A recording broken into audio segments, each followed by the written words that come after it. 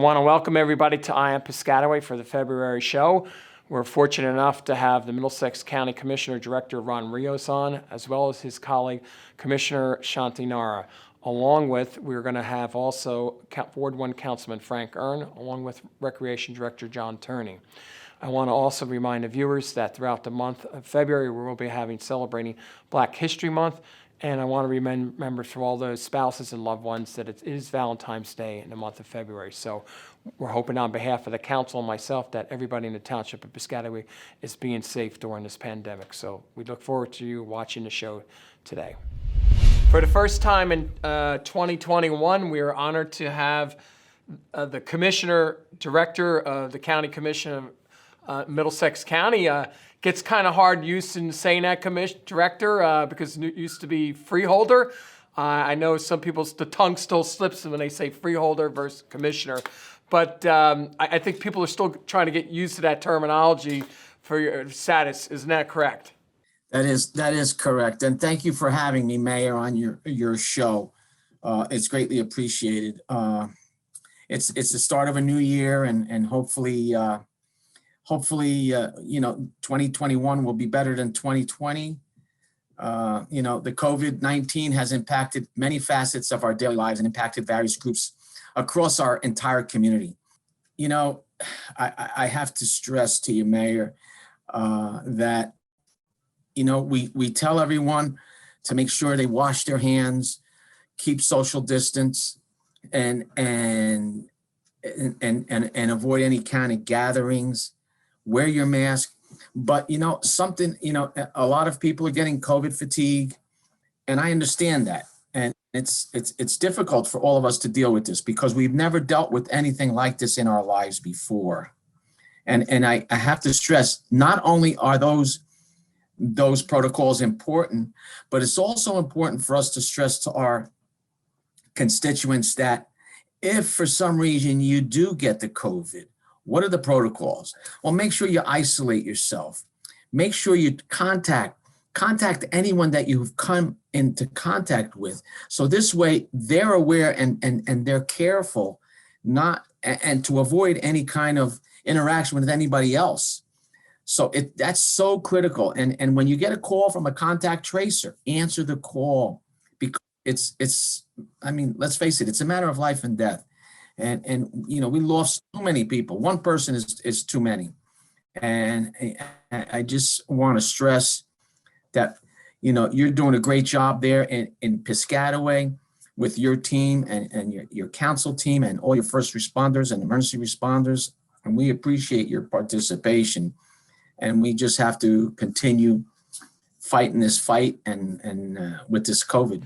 Well, Director Rios, I want to thank the County Commission and the County Health Department for working very closely with the municipalities. It's a moving target every day with new rules and regs coming down from the State Department of Health or the National Institute of Science. Matter of fact, just last week I was on a conference call myself with Dr. Fauci, with some other mayors, and one of the questions that was asked was, if I've already had the first round of the Moderna vaccination, and then 3 weeks later I find out I now have COVID, do I get the second shot? And he said, absolutely, get the second shot.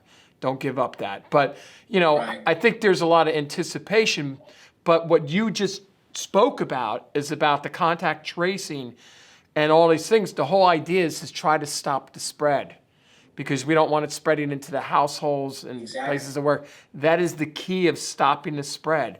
And I guess there was another talk just recently about whether you should be wearing double masks. Now, to me personally, I don't have a problem with that. I'm probably start doing it.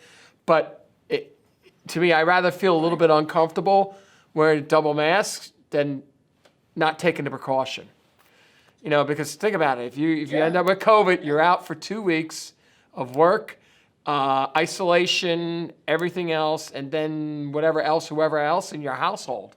So it has a cascading effect down the line. And you're absolutely correct, Director.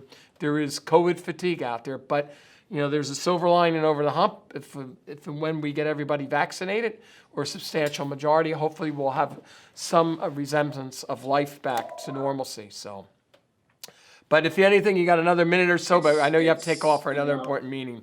Yeah, I can't stress enough how critical it is. And I'm sure everyone can look in the mirror and say they know someone that got the COVID. I lost a few friends to the COVID. The COVID does not discriminate against age, sex, religion, race. It takes anybody. And it's something that we'll get through this. We'll get through it as long as we're doing it together and we're complying. So, Mayor, again, I have to be at another meeting, but I want to say thank you for allowing me to spend these few minutes with you and your constituents. I want to thank the County Commissioner Director of Middlesex County for stopping by. I am Piscataway Director Rios out there, and I wish you and your wife Mickey health in this 2021 year, as well as everybody else in the county.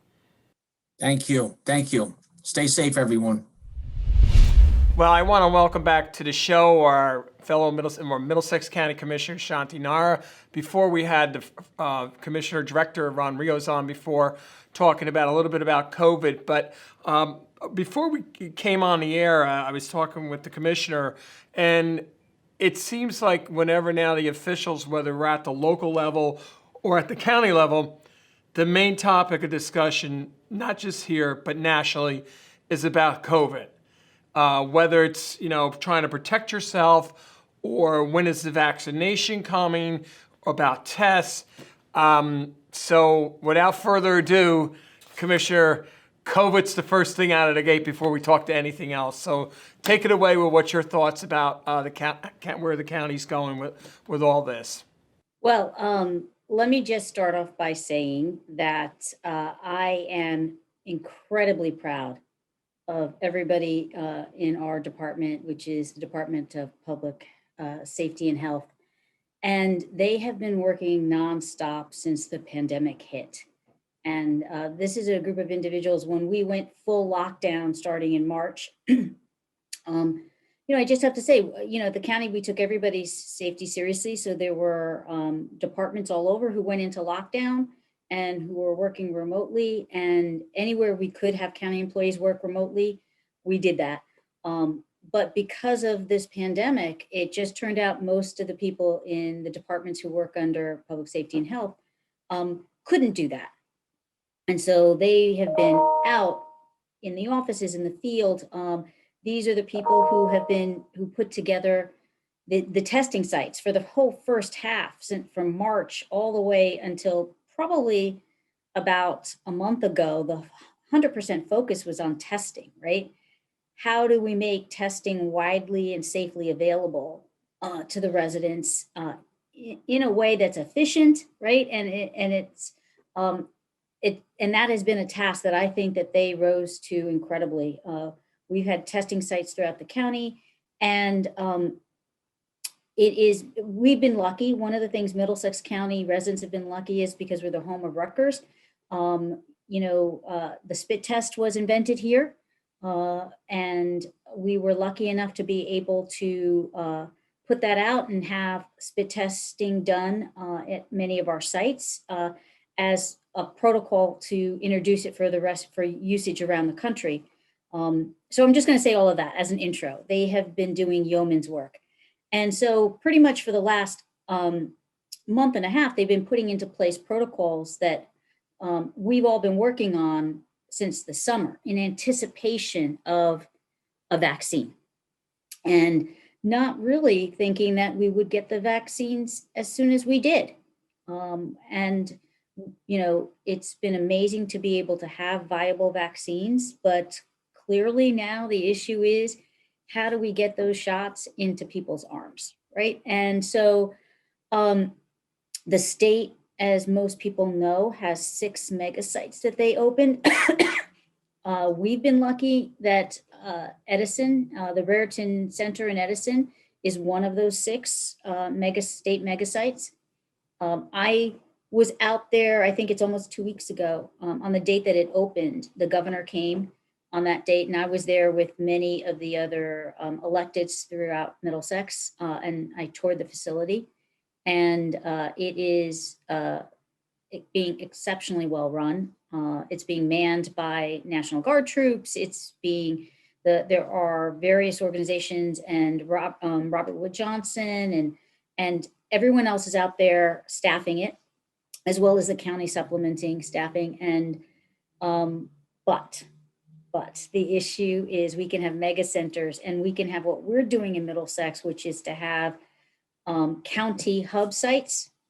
We have the capacity, and we will be able to, at a moment's notice, open up 6 locations throughout the county. We have not opened up all 6 for the pure fact that we don't have enough vaccine. And at the point that we do have enough vaccine, I want to reassure anybody listening in Piscataway or throughout the county, we can get the site up at a moment's notice. We have all the protocols and policies in place. We are working right now on making sure that we have enough staff.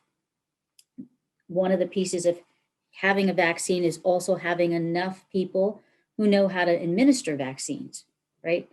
We need enough medical professionals, whether they are doctors, pharmacists, nurses, who have been trained and who are licensed to be able to give these vaccines. It's not something that, I can show up for and say, I'm willing to volunteer. I'll go give people shots. That's not something we can do. So we are busy creating a volunteer corps, and a lot of people throughout the county have stepped up and are willing to volunteer. East Brunswick opened up, we opened up a site in East Brunswick just the other day, and East Brunswick Mayor Brad Cohen happens to be a physician. And so he was there that first day, volunteering time to give shots. And it's people like Mayor Cohen and colleagues of his in the medical profession, the nursing profession, pharmacy.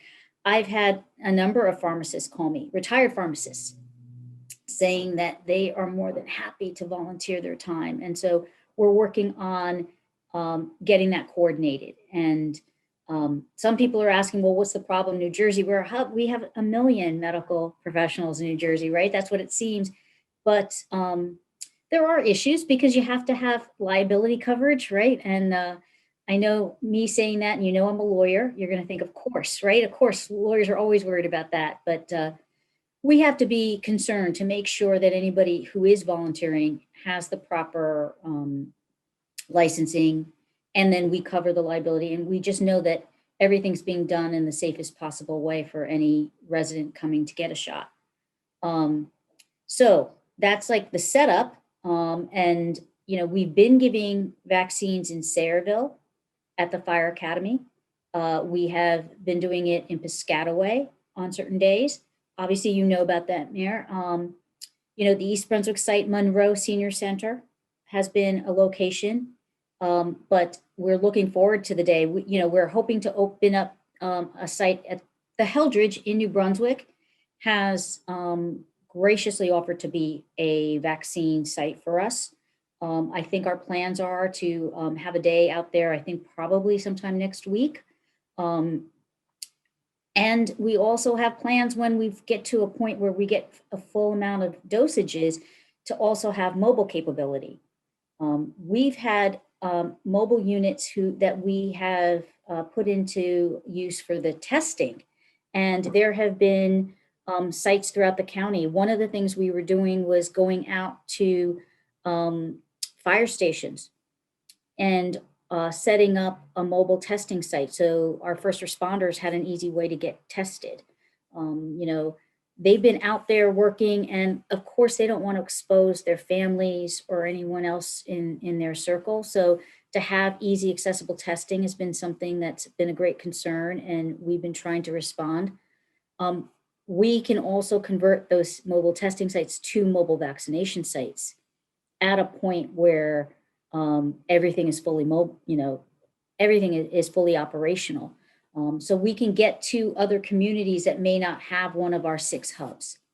So there are many towns that, people would have to go from like maybe say North Brunswick to New Brunswick or Piscataway or whatever, but we're going to have availability with the mobile units to get out to some of the towns like Jamesburg. Well, I want to say, Commissioner, one thing I think the residents in Middlesex County and Piscataway have to appreciate, the fact that we've had potential other mobile and or satellite sites here in town. If you were living out in the Western Plains, like say the state of Montana, where you only have a hospital that's like maybe 200 or 300 miles away from you, I don't think people realize how lucky we are that where we live, that once we do get the supply to do the, vaccinations, it'll go pretty fast, I would think, once that happens. And look, not long term, but the ideal goal is at a point where New Jersey is getting enough vaccines to meet the needs in the state. I know one of the plans is to have vaccines available at the pharmacies. And that will make it even easier for people to be able to go to their local pharmacy and get the vaccine. So all of this is in stages, right? And we are ready, willing, and able to deal with the next stage, sufficient vaccine to be able to operate 6 local hubs and then soon after that, the mobile units. And I have to say, because I'm getting a lot, the county actually is getting a lot of calls and emails and texts.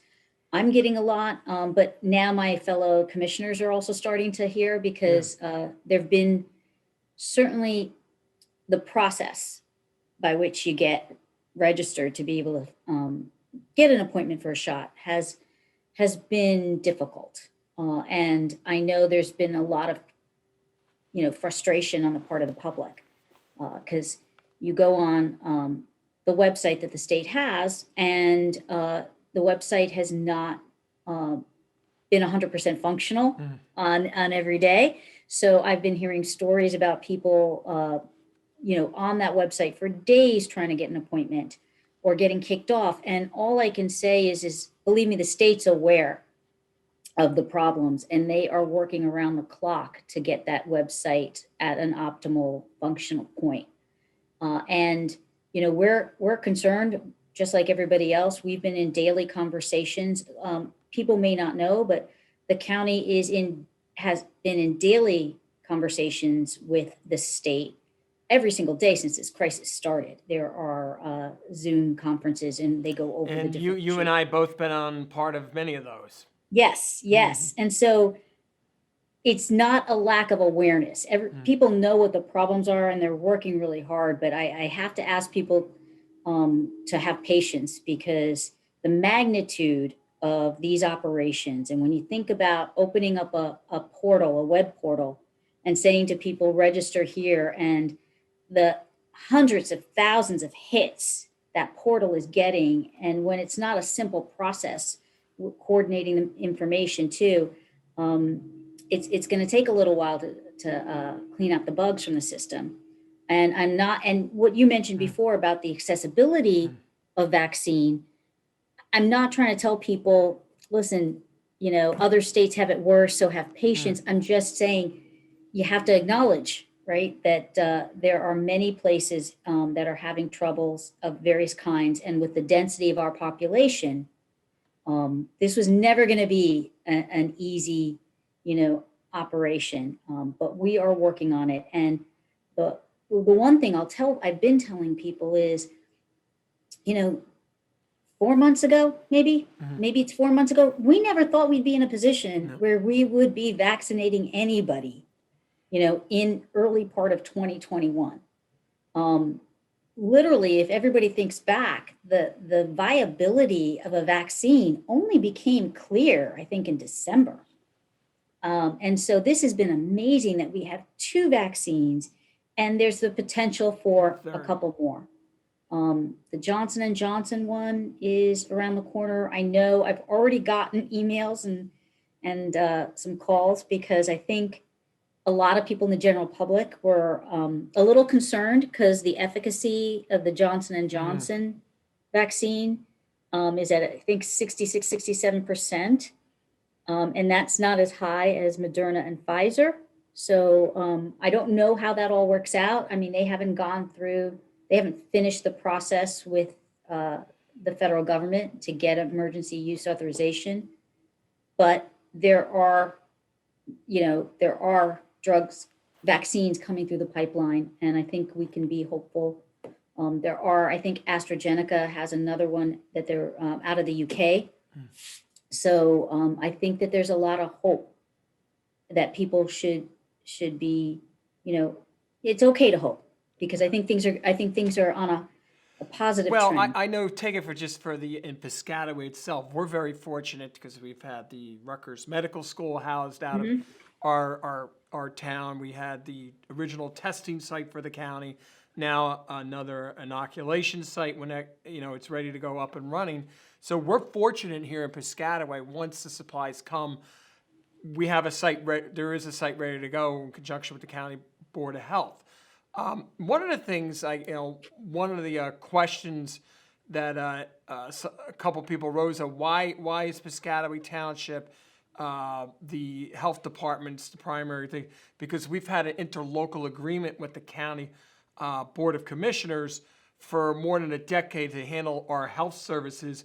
And then when you have a pandemic like this, obviously you want to have, between the 25 towns in the county, you want to have some uniformity, because when there's only finite amount of vaccines to go around, you want to make sure whoever needs the high priority list gets done first, and then you work your way down the pecking order. But that's a way of to manage this pandemic. Could you imagine if there was 25 towns going in 25 different directions in a situation like, it's sort of like what the former president did. He told all 50 states governors, you folks figure it out. Right. The federal government's out of it. You really have to wonder governmentally at the national level, had the president at the time invoked the Defense Act for procurement of these products. Because a lot of people don't realize it's just not about the vaccine itself.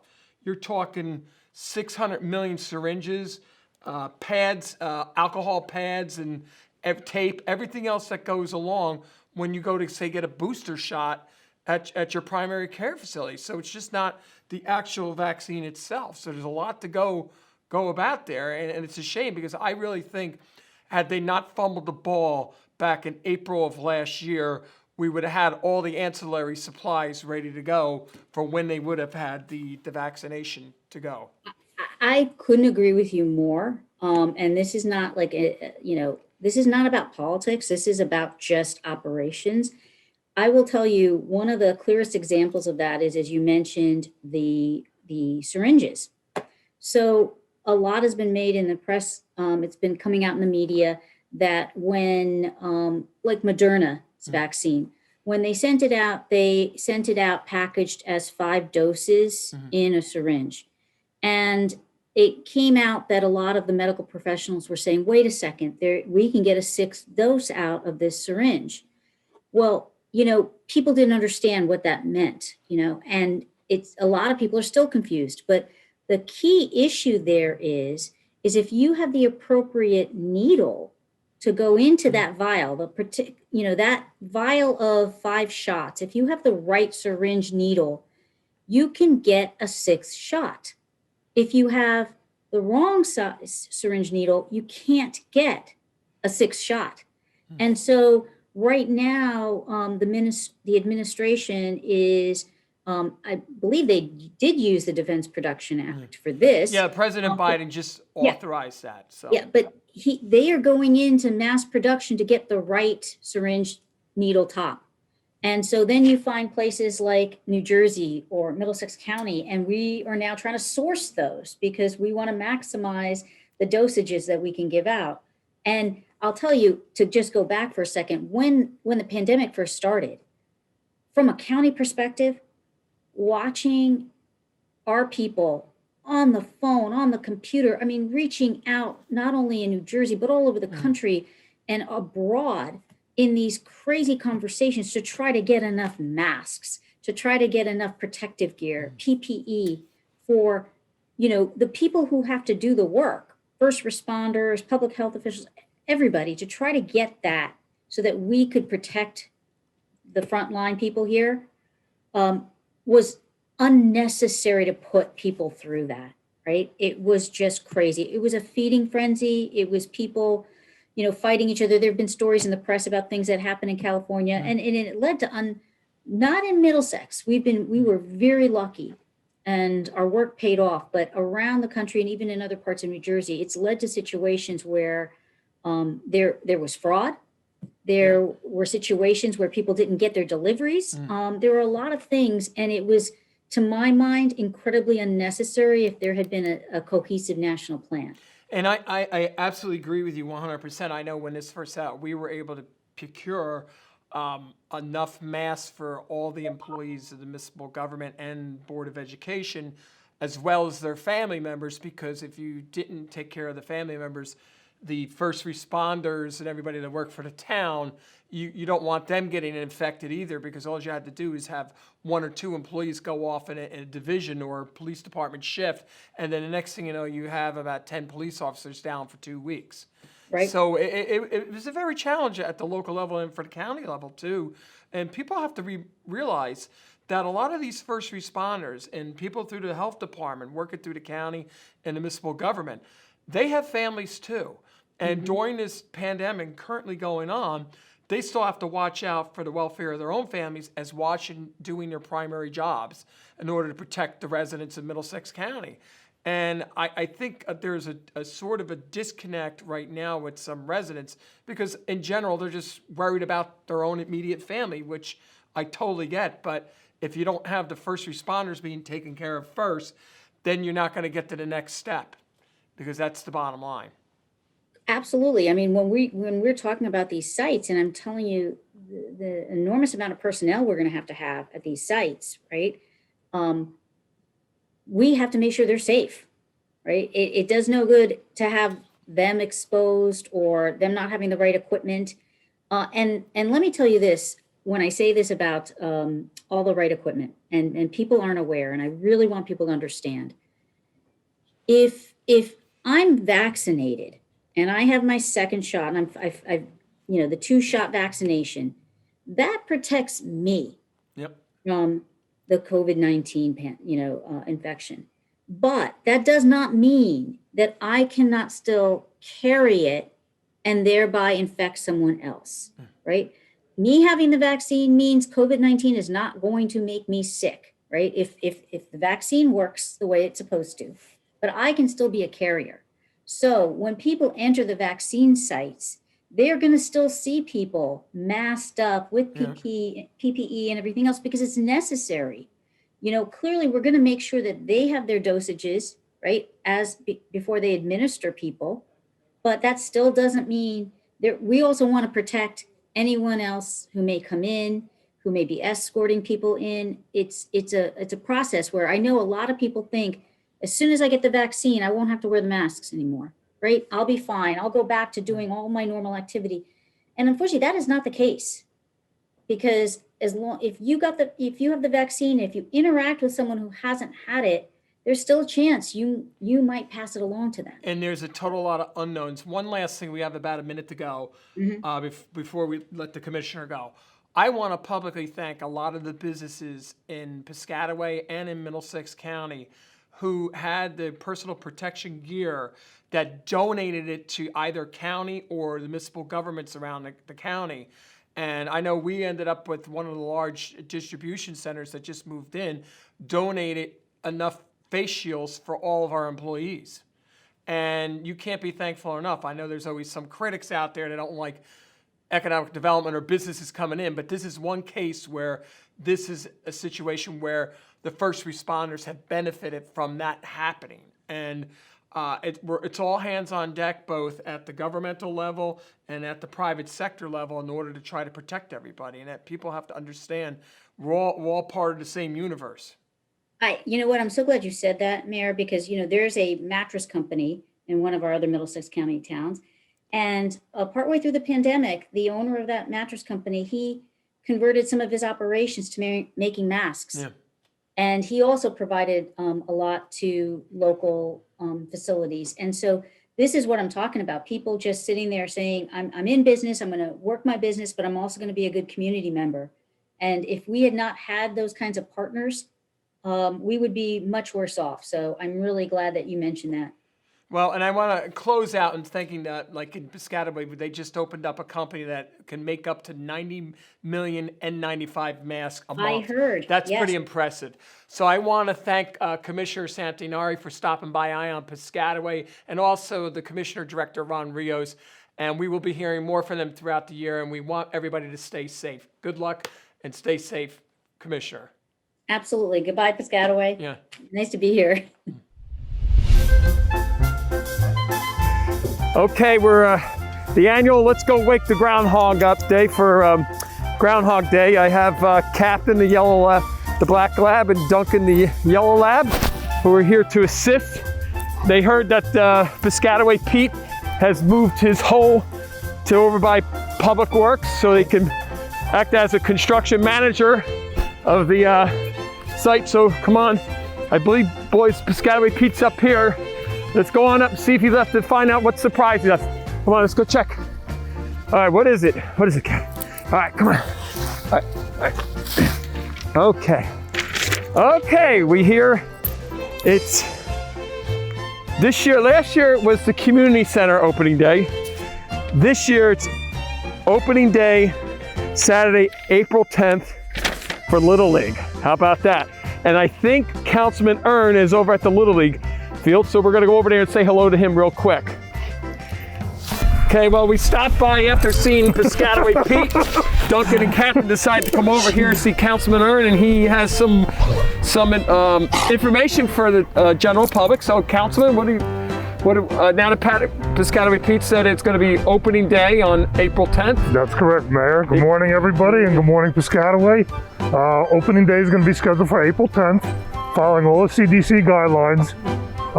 T-ball registration opens up February 1st. Just go on the township website and you can register right online. Also with Little League, you go on the Little League website and you can register, download the form, mail it to the P.O. box, or we're going to do in-person registration February 10th and February 18th right here in Piscataway, Little League Field. So let's just keep our fingers crossed that everything will turn out okay and Piscataway Pete's correct in opening day. Absolutely, Mayor. Okay. Good. We'll see you in April at opening day. April 10th, play ball. Let's do it. Yeah.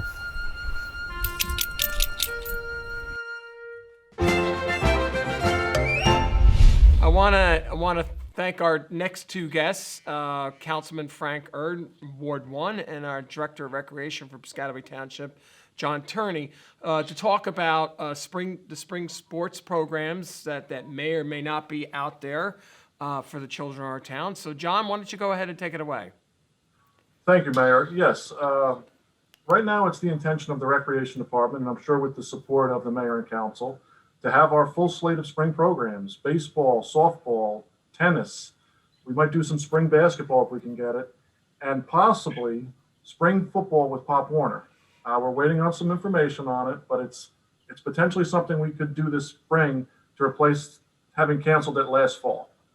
Well, that would be something very interesting because I don't think the kids are normally used to playing in the spring with spring football. But you know what? To the both of you, I mean, that doesn't surprise me because even professional sports have had to rearrange their calendar year because of the pandemic. So that is now not out of the norm. No, it's definitely not. When you look at what basketball and hockey have had to do with later starts to their season and kind of compressing their schedules, Major League Baseball is looking at the same thing. So it has become our norm now. So the only thing is that some of the players may end up paying a couple of sports for the one that they're normally used to, either in the fall or spring, or both. So basically, they'd have to juggle their schedule. Yeah, they'll have to juggle their schedule a little bit, but I think because Councilman Uhrin and I both handle football and all our baseball and softball, I think we can make schedules work and have everybody, if they want to play both, make it possible for them to do it. So let's all right. So basically, what do you think that the football program, Councilman Uhrin, what do you think they're going to end up doing? What do you think they'll have, like half the games they normally would, or? What I think they're going to try to do is probably open it up probably like around April, and end in June. I'm still waiting for information back from Central Jersey. It's open to all levels, so we'll see what happens. Yeah. Well, I guess that's discussions that if that is going to happen in the spring, decisions will have to be made by the end of February at the latest, I would think. Yeah, I should get the information back by the end of next week. Because I asked them, I said I need start dates and ending dates. I also needed the day when the games are going to be played and what levels are going to be available to Yeah, play. because the sooner the later, because you would have to book the high school football field for the home games. Yes. Yeah. Okay. So the other sports, since you just mentioned about baseball, so let's start with the obvious one, Little League. Frank, I know you're involved in Little League, so let's talk about that, and then John, you could talk about the other T-ball folks. Okay. Well, Little League, we're going to open up our registration on February 1st. We're looking to open the season on April 10th, which is a Saturday, and we're going to do tryouts. We're not going to get to schools this year. We're going to do our major and minor league tryouts at the Little League fields the end of March, and we're going to go from there. See what happens. I mean, Yeah, because it's obvious because you're not going to be able to be in the actual schools because of the pandemic, so you have to be Yeah. outside. So yes. So So- that's new. We've never done tryouts outside before, so this will be new to us. well, let's just pray for some good weather during the trials, right? I hope it doesn't snow. Yeah. Well, if it's in April, it's a good bet. After the second week of April, I think you're safe. So. Yeah, but the tryouts are in March. Oh, that's true. Well, you know what? I just, we'll see. We'll have to make sure that we do a sunshine dance. Director Tierney, John, is T-ball. What could parents expect from that? With T-ball, we're going to do the same thing like with Little League. We're going to open registration February 1st. And we're not going to have tryouts, obviously. We're going to assign the kids to the teams. And we try to keep kids together as much as we can. That way, they're kind of playing with kids they know, because a lot of them, this is their first experience with team sports. Mhm. So we want them to at least feel comfortable playing. And we'll do the same as Little League with opening day on April 10th. And yes, hopefully we'll get good weather that day so we can get some games in that day, and Little League can get their games in as well. Okay, so will that be a compressed schedule also for T-ball or? No, T-ball will have its normal schedule. We anticipate 12 teams, so you can figure we're probably going to play 11 or 12 games, possibly even more depending on weather. If the weather stays nice and we can schedule in extra games, we always try to. We want to give the kids the best experience we can. Okay, so John, or I should say to Frank, going back to Little League, I know you're talking about tryouts. How late in the season will the season end before beginning of July or? Well, actually, with the Little League program, they're going full ahead with everything as far as regions and Williamsport. Our schedule starts in April and ends in June, but we can go into Williamsport games. All right, so that's the traveling teams that would end up going. Yes. Okay, that would normally spill over into July and potentially August. Right. I mean, if we're talking about baseball in Piscataway in August, that means we have a team that's going pretty far deep into If they're playing in August, they're going to be in the regions. Yeah. So, which I don't think we've had happen to my knowledge, at least as long as I've been mayor and/or as a councilman. If I recall. A long time. Yeah. Okay. So, John, what about the other sports, the rec basketball? Well, what we're going to try to do with rec basketball, since it doesn't look like we're going to be able to have a season this year because we need the use of the schools for gym space and to play games. And with everything that's going on, it's not feasible for us to try to put something together. So one option I'm looking at is using the community center at night after it's closed and having some type of, not league play, but we'll get the kids in that normally play in our leagues based on their ages and have some type of pickup games or at least some type of workouts where they can build up their fundamentals and some shooting drills and things like that. Even if it's the coaches just having a practice session with, even though you're not having teams, but they could take the kids who were on their teams last year who haven't aged up or aged out. I mean, it's something for you and your staff to work out. Yeah, that's exactly what we were thinking about doing. I've been in contact with the high school basketball coach, and he's willing to help out in any way he can with some of his staff at night and some of his players. Because on nights where they're not playing, they're done with practice at 5 o'clock. He said they'd be glad to help out and, you know, instruct the next generation of players for Piscataway. I have to admit, John, when I go over to the community center, if I have spare time, I do go over and I shoot basketball hoops, as everybody knows over there, with the kids. And, I'm kind of surprised, Frank, how I actually still have a shot from the top of the key, even as an old guy here. But I think the kids are amazed at that. But I got to tell you, after watching some of the younger grade school kids play some hoops in the gym over there, we have some pretty talented kids that are there. Oh, no question about it. We always have a lot of basketball talent, especially at the younger ages. Our biggest thing is to keep them playing and keep them focused on basketball. And as they come through our programs, starting in 3rd grade all the way up until they're freshmen in high school. I know I do see Coach Griffith over there all the time with some of the students of his, practicing fundamentals over there. But they absolutely love that gym floor in there in the community center. Well, I know the high school basketball teams, both the boys and the girls, would like to play on that floor because it's such a nice floor. Yeah. It's brand new floor. It's going to be in really good shape. So it's something we could think about at some point. But again, right now we're kind of limited in what we can do. Yeah, we'll work it through. So what other sports are out there for, in the spring that people, oh, wait a minute. Let's go. We're talking about, let me go back a second before I get off flag football. Are we going to do anything about that? I even know. That would be part of spring football. Okay. Because we know that was starting to be pretty popular, especially with the younger kids. Yeah. All right, so Councilman, that'll all be mixed in with all the football program. Yes, and what's good about it too is because if we do get a lot of people that register, a lot of children that register, we can do multiple teams.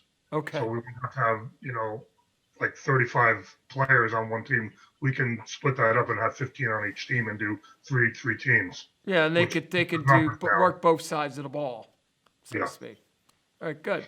What other sports, Johns, that are out there that you will be talking about in the spring?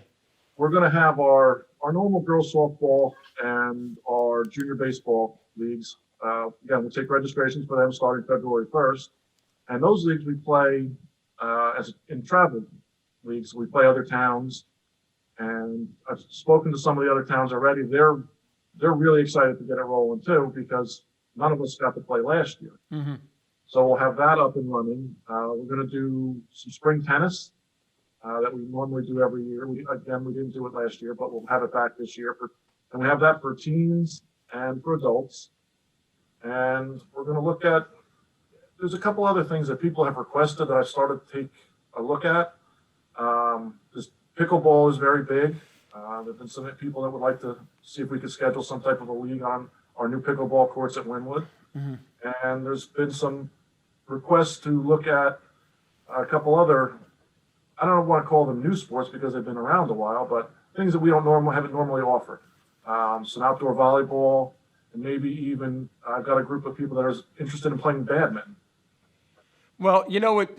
Speaking about volleyball, because I don't think most people know that in the new community center gym, we actually have a volleyball court there also. It's part of the actual basketball gym court, but the posts, connections for the posts, and then the court striped for volleyball. So I don't think we've yet played a game in there, volleyball, John, to my knowledge.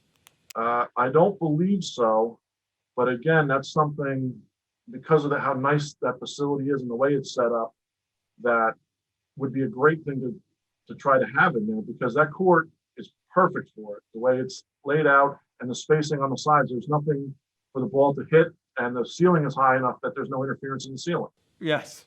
And that's always been a problematic thing when other older high school gyms around the state. They never anticipated like volleyball being an actual, regulated sport inside. So, but I'd love to see at least one game or something be played or practice being there just to see the setup, because we designed it to have it that way. Correct if I'm wrong, John. Yeah, we designed it so we could have matches in there, and I'm sure that we can get something set up and get a match in there so we can all see it. Of course, following the guidelines of the governor's office that can only have the players, the coaches, and game personnel in there, we might have to wait a little while if we want to have it exposed to everybody. No, I get that.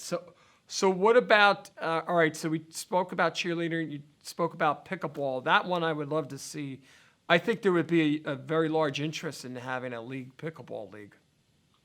Oh, there's no question about it. I was actually over just at so Town Park. our viewers, some people out there in TV land might not know what pickleball is, John. So maybe you might want to just give them a 20-second synopsis. Yeah, pickleball, the best way for me to describe it is I look at pickleball as it's basically, to me, tennis on a smaller court or ping pong on a much bigger court, depending on how you want to look at it. It's a great game to learn to play if you're starting to learn to play tennis, because a lot of the fundamentals are the same. And it's a great game for people who can't move on the tennis court as well anymore. They've lost the foot speed. Because of the smaller court and you generally play it in doubles, it makes it much easier for them to get to the ball and to get the same enjoyment and the same exercise as you would playing tennis. So this is a type of sport that really broke out, I believe, down in the state of Florida because of the aging population, and now has migrated throughout the rest of the country. It really has. Yes, it did start mainly in Florida, but I've taken some courses at some conventions, and it's gigantic everywhere now. The Midwest, Florida. There's actually even a pickleball center in Clark where they have like 8 or 10 courts, and they go all the time. Well, it's funny. There was an article in the Hackensack Record this week about one of the towns up in Bergen County, how there's a big debate on how many pickleball courts are going to be actually be built in the community. So it's now people are actually, there's a turf battle now, what historically was either tennis, basketball, or even to a certain extent hockey rinks. Now you're adding pickleball courts into the mix of what gets built in certain parks. So whereas, John, we have two pickleball sites right now. Correct. We have 2 courts at Quibbletown Park, and we have the 2 courts at Wynwood Park. And the landscape architect and I are both looking at other locations where we can build a couple more courts, because you take 1 tennis court and you get 2 pickleball courts out of it. So it's space-wise, it actually can work out very nicely. So the idea, I think, after talking with our landscape architect, Henry Hinterstein, I think we're looking at least for 4, ultimately, Frank, between 4 to 5 locations throughout to try to spread it out the community. So, and that's for typically the folks that'll be using pickleball are going to be people who are up in age, so to speak. Somebody like me, maybe, in pickleball. I guess I'm going to have to learn how to play pickleball, right, John? I don't think you'll have any problem learning how to play it, Mayor. In fact, what we could eventually do, because of the setup, we could even, obviously during the winter months, it's tougher to play outside. We could actually set it up in multiple rooms in our community center. How about that? Because you don't need that much space. That's true. Yep. So anyway, so much for pickleball. Cheerleading, that's a sport. What about cheerleading?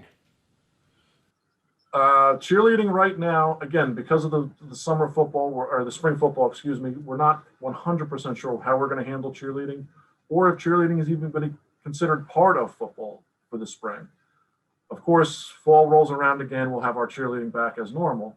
But once we have the information from Central Jersey Pop Warner about football, whether or not cheerleading is going to be part of it, then we can make a decision on whether or not we're going to all for cheerleading in the spring.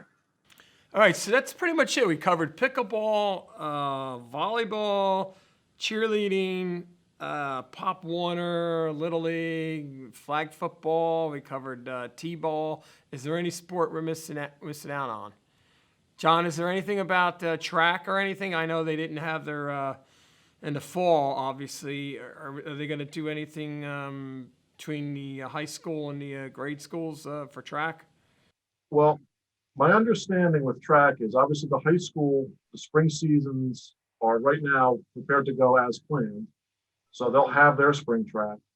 I don't know about middle school track at this point, and I would like to try to start some track stuff back up again. But the biggest problem we run into is there's only one track in town, and it's at the high school, and they use the facility so much that it's hard for us to get the time there that we would need. But I have no doubt we can probably work something out with them. Speaking about track, also I know our wrestling program and what with the guidelines. What's happening with that? Wrestling, the guidelines are basically the same as all the other sports right now, with regards to COVID paperwork and everything else. Again, our problem with trying to have wrestling is we need the use of one of the school gyms where we keep all our wrestling mats, and that's just not an option for us right now. Some of our wrestling coaches are using other wrestling facilities to do some things, but our main wrestling program, because of the situation we're currently in, it isn't something we can get up and running right now.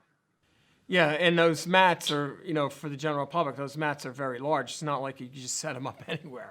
You have to have X amount of space around the mats, because sometimes the matches go off the mat, for lack of a better word. Yeah, and they're not the easiest thing in the world to move either, because They got some weight to them. yeah, they're very heavy. Yeah. Is there anything else that that should be spoken about, or any other sports? What about junior ball? Our junior baseball, Yeah.